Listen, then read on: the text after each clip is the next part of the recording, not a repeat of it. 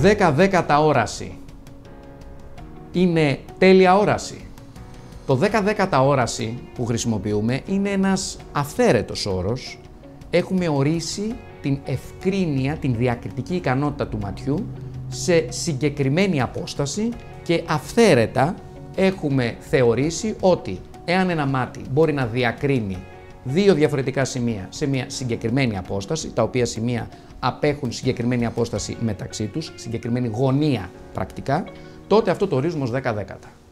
10-10 για μένα και 10-10 για σας είναι το ίδιο? Όχι.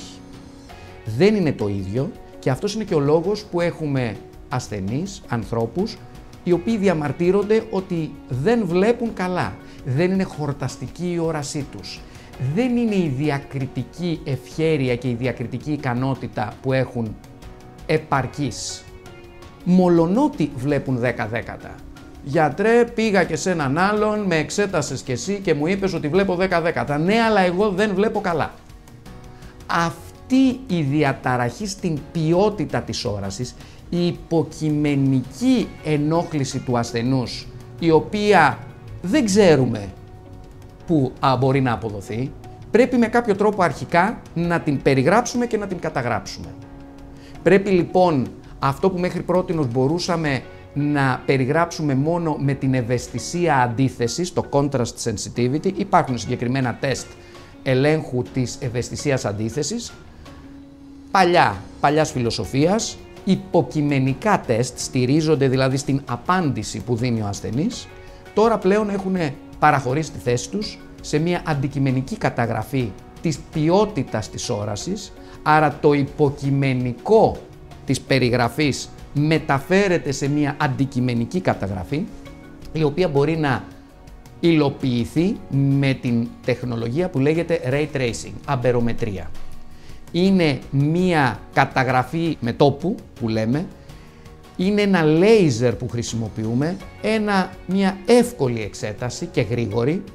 Χρησιμοποιούμε 256 δέσμες λέιζερ με πάρα πολύ χαμηλή ενέργεια, οι οποίες διαπερνούν όλα τα διαθελαστικά κομμάτια του ματιού, την πρόστια επιφάνεια του τζαμιού του ματιού, του κερατοειδούς, την οπίστια, τον φακό, φτάνουν στο πίσω μέρος, ανακλώνται και καταγράφουμε την επιστροφή. Αυτό γίνεται σε κλάσμα του δευτερολέπτου, της τάξης των millisecond. Μέσα σε αυτό το κλάσμα του δευτερολέπτου καταγράφουμε οποιαδήποτε εκτροπή σε κάθε μία από αυτές τις 256 ακτίνες λέιζερ και παίρνουμε μία ανάγλυφη τρισδιάστατη απεικόνηση της ποιότητας της όρασης. Δεν αρκεί αν έχει διακριτική ικανότητα το μάτι, αν πιάνει τα 10-10, αλλά αν έχει και κάποιες αλλοιώσεις που τις περιγράφουμε ως εκτροπές. Οι εκτροπές ή δυσφωτοπικά φαινόμενα είναι αυτά που επί παραδείγματι μπορεί να είναι ένα δαχτυλίδι γύρω από τα φώτα το βράδυ, λοξές ακτίνες, μία διάχυση του φωτός, μία παράθλαση του φωτός, ένα φως που βλέπουμε από απέναντι να έρχεται, να το βλέπουμε σκεδασμένο, μουτζουριασμένο, ενώ κατά τη διάρκεια της ημέρας μπορεί να βλέπουμε με απόλυτη ευκρίνεια.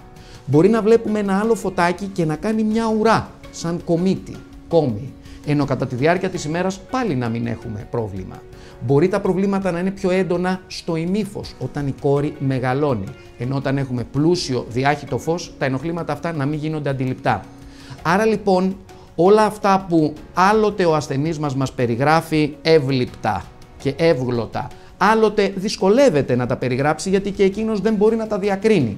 Πλην όμως επηρεάζουν την ποιότητα της όρασης χωρίς να ελαττώνουν την ποσότητα της όρασης, μπορούμε πλέον να τα ανιχνεύσουμε με την αμπερομετρία, Ray Tracing αμπερομετρία, με μια εξέταση που κρατάει πραγματικά ένα κλάσμα του δευτερολέπτου, γιατί η λήψη όντως και πρέπει να ληφθεί μέσα σε χιλιοστά του δευτερολέπτου, ούτως ώστε να μην επηρεάζεται από σκέδαση, να μην επηρεάζεται από σακαδικές κινήσεις του ματιού και η οποία μας δείχνει ανάγλυφα όλες τις εκτροπές, τις διαταραχές στην ποιότητα της όρασης.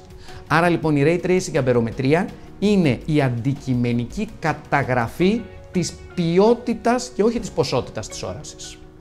Πολύ χρήσιμο εργαλείο στη διαθελαστική χειρουργική, όταν προγραμματίζουμε ένα λέιζερ μυοπίας, ένα λέιζερ για την πρεσβυοπία. Πολύ χρήσιμο εργαλείο για την αξιολόγηση του αποτελέσματος ενός χειρουργείου. Πολύ χρήσιμο εργαλείο για την αξιολόγηση της ποιότητας της όρασης σε όλες τις ηλικίες.